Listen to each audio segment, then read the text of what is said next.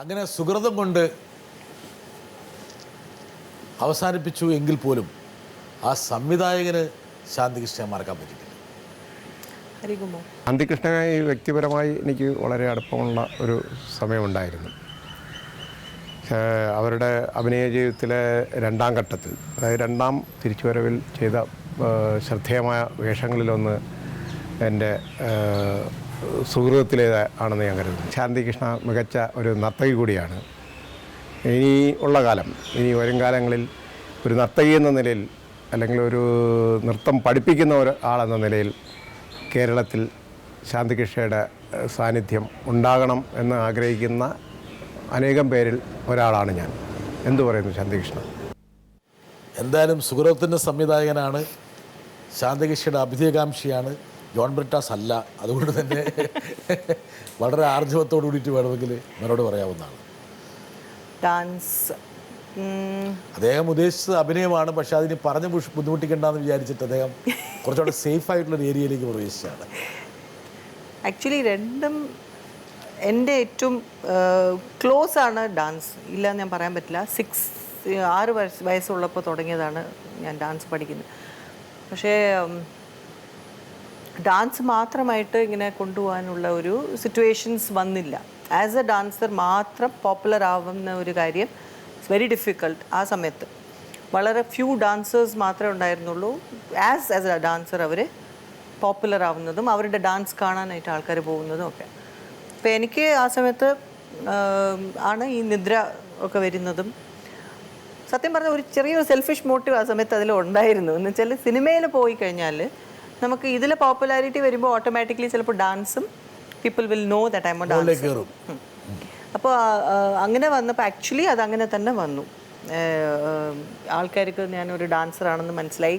Programmes വരാൻ തുടങ്ങി. Programmes വന്നപ്പോഴേക്കും I was amazed by the response by people. നമുക്കൊരു ഉത്സവ പറമ്പിൽ പോയി അവിടെ പോയൊക്കെ ഡാൻസ് ചെയ്യുമ്പോൾ അങ്ങ് വരെ ആൾക്കാർ, എത്രയും ജനങ്ങൾ. നമുക്ക് ആ ഡാൻസ് ചെയ്യുമ്പോൾ എന്തൊരു രസമാണ്. ആ ഒരു ഒരു ഒരു എക്സ്പീരിയൻസ് ഒരിക്കലും നമുക്കത് ആരുടെടുത്തും നമുക്ക് പറയാൻ പറ്റില്ല. You have to experience it to feel the experience. Shanthikrishnan അതായത് മനസ്സിൽ ഇത്രത്തോളം എന്താ പറയുക ശക്തമായിട്ട് സൂക്ഷിച്ചിരിക്കുന്ന ഈ കലയെ എത്രയോ കാലമായിട്ട് വാതിൽപ്പുറത്ത് നിർത്തിയിരിക്കുകയാണ്.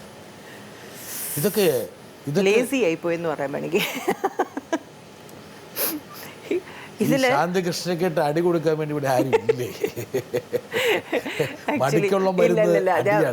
എന്താണെന്നറിയോ, കുറേയൊക്കെ ഇപ്പോൾ എൻ്റെ ഒരു ഇപ്പോഴത്തെ ജീവിതം എന്ന് പറയുമ്പോൾ എൻ്റെ ഭർത്താവ്, എൻ്റെ കുട്ടികളെന്ന് പറയുമ്പോൾ ഞാനൊരു ഫാമിലി ലൈഫ് പക്ക ലീഡ് ചെയ്തുകൊണ്ട് പോവാണ്. അതങ്ങ് ഒതുങ്ങി എന്ന് തന്നെ പറയാം. ഒതുങ്ങിക്കൊണ്ടിരിക്കുന്ന സമയത്ത് കേരളത്തിലെ വളരെ പ്രധാനപ്പെട്ട ഒരു പ്രമുഖ സംവിധായകൻ എന്താ പറയണമെന്ന് നോക്കാം. ശാന്തികൃഷ്ണയുടെ മലയാള സിനിമയിലേക്കുള്ള രണ്ടാം വരവിലാണ് എൻ്റെ സിനിമയിൽ അഭിനയിക്കുന്നത്, വിഷ്ണുലോകം. ഓർമ്മയുണ്ടത്? പാലക്കാടായിരുന്നു ലൊക്കേഷൻ. അന്ന് മോഹൻലാലും നെടുമുടി വേണും അങ്ങനെ ഒരുപാട് താരങ്ങൾ അഭിനയിച്ച വലിയൊരു സിനിമയായിരുന്നു വിഷ്ണുലോകം. വലിയ സക്സസ് ആയൊരു സിനിമ കൂടിയാണ്. പിന്നീട് അധികം സിനിമകളിൽ ശാന്തിയെ കണ്ടിട്ടില്ല. പിന്നെ ഇടവേള എടുത്തു. ഇപ്പോൾ മലയാള സിനിമയിൽ നിന്ന് പൂർണ്ണമായിട്ടും വിട്ടു നിൽക്കുന്ന അവസ്ഥയിലാണ് ശാന്തി ഉള്ളത്. പഴയ പല നായികമാരും, നമ്മുടെ മലയാള സിനിമയിലെ പ്രമുഖരായിട്ടുള്ള പല നായികമാരും വീണ്ടും സിനിമയിലേക്ക് തിരിച്ചു വന്ന ഈ അവസരത്തിൽ തീർച്ചയായും ശാന്തികൃഷ്ണനെ ഞങ്ങൾ വീണ്ടും പ്രതീക്ഷിക്കുന്നുണ്ട്. ശാന്തിയുടെ ഒരു 3ാം വരവ് മലയാള സിനിമയിലേക്ക് ഞങ്ങൾ ആഗ്രഹിക്കുന്നുണ്ട്.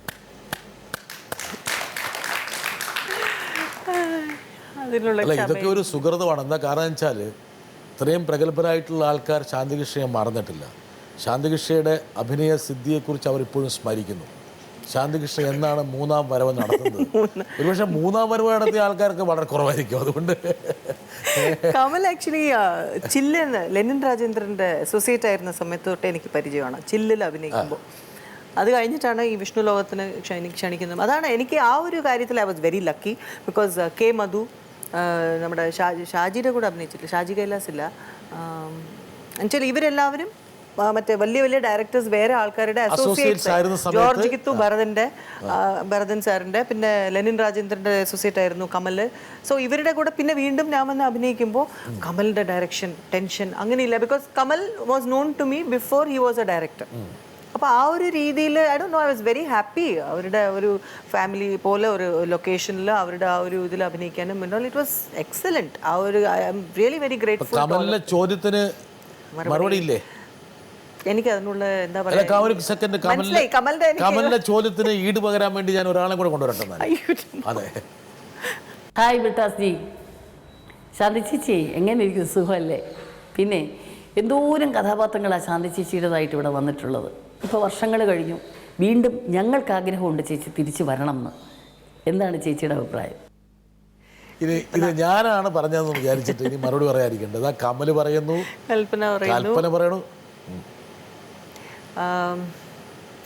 ഞാൻ ഇതൊരു വളരെ ഡെഡിക്കേറ്റഡ് ആയിട്ട് ഒരു ഭയങ്കര ഒരു പ്രൊഫഷൻ ആവണം, ഞാൻ ഇത്രയും നല്ലൊരു നടി ആവണം എന്നൊരു പ്ലാൻഡായി ഒരു പോക്കായിരുന്നുവെങ്കിൽ, ഫസ്റ്റ് വരവ് സെക്കൻഡ് വരവ് എല്ലാം ആയിക്കോട്ടെ, അങ്ങനെ ആയിരുന്നുവെങ്കിൽ മേ ബി മൂന്നാം വരവിനെ കുറിച്ച് ഞാൻ ചിന്തിച്ചേനെ.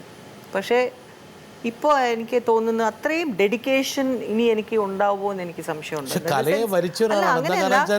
ഹരികുമാർ പറഞ്ഞു എന്നാ ഒരു കാര്യം, നൃത്തവേദികളിലേക്ക് വരാൻ പറഞ്ഞല്ലോ ഹരികുമാർ. നൃത്തം ഇനി എന്നെ കൊണ്ട് ചെയ്യാൻ പറ്റുമോ എന്നാണ് എനിക്ക്. ഞാൻ പറഞ്ഞില്ലേ, കുറേ ലേസി ആയിപ്പോയി ഞാൻ, അതുകൊണ്ടായിരിക്കും.